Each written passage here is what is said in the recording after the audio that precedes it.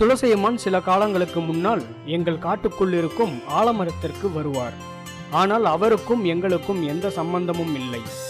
ஒவ்வொரு மாதமும் நிறைந்த பௌர்ணமி அன்று ஆலமரத்திற்கு அடியில் தியானம் செய்ய வருவார். சில நாட்கள் கழிந்தது. உப்புப்பந்தல ராஜ்யத்தைச் சேர்ந்த சிப்பாய்கள் எங்கள் காட்டிற்குள் வந்தார்கள். அதில் ஒரு சிப்பாய், எங்கள் ராஜா உங்களை அழைத்து வரச் சொன்னார் என்றான். நானும் என் மக்களும் சிறிது சிந்தித்து ராஜாவை சந்திக்க முடிவு செய்தோம். உப்புப்பந்தல ராஜ்யத்தை நோக்கி புறப்படும் போது பாதையின் இரு பக்கமும் பெரிய பெரிய யானைகள் சேர்ந்து பள்ளம் தோண்டுவதை பார்த்தோம். ஆனால் ஒன்று மட்டும் புரிந்தது. அந்த ராஜா எங்கள் காட்டுக்கு தியானம் செய்ய வரவில்லை, வேறு ஏதோ ஒரு காரணம் இருக்கிறது என்று புரிந்து கொண்டோம். ராஜ்யத்திற்குள் சென்றதும் கோட்டையிலிருந்து துளசியம்மான் வந்தார். துளசியம்மான், நீங்கள் அந்த காட்டிற்கு செல்ல வேண்டாம், என் ராஜ்யத்தில் இருங்கள் என்று கூறினார். காட்டு மக்களில் ஒருவன், ட்ரிகாலா, நாங்கள் ஏன் உங்கள் ராஜ்யத்தில் இருக்க வேண்டும்? நாங்கள் எங்கள் காட்டிற்கு செல்கிறோம் என்றான். எதிர்த்து பேசிய மக்களை அழிக்க வந்தார் துளசியம்மான். ஒரு வழியாக அவரிடம் இருந்து தப்பித்து எங்கள் காட்டிற்கு வந்து சேர்ந்தோம்.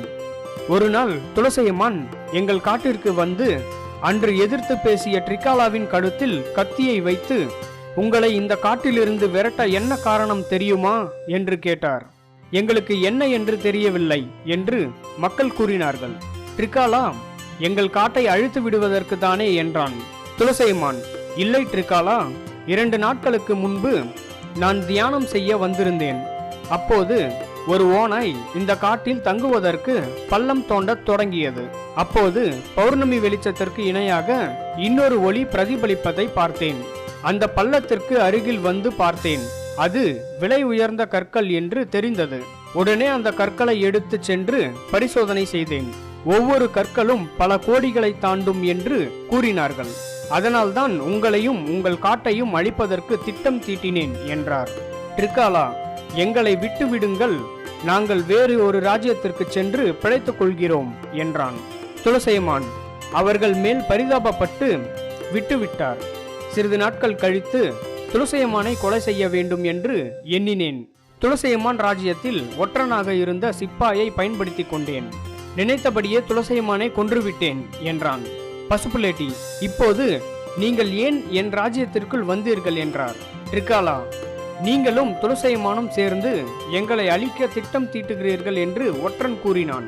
அதனால்தான் உங்களையும் சேர்த்து கொலை செய்ய வேண்டும் என்று வந்தோம் என்றான். பசுப்புலேட்டி, முட்டாள் ஒற்றனே, தூரத்திலிருந்து பார்த்ததும் தவறாக முடிவு செய்வதை விட சிந்தித்து முடிவு செய்வதே நன்மை தரும் என்று தெரியாதா ஒற்றனே?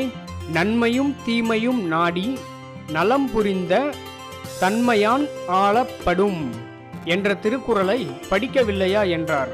சிறிது நேரம் சிந்தித்து ஒற்றனையும் ட்ரிகாலாவையும் விடுதலை செய்தார் பசுப்புலேட்டி. சில சமயங்களில் கண்களால் பார்த்தது மெய்யாக தெரிந்தாலும் காதுகளால் கேட்கும்போது அது பொய்யாகும்.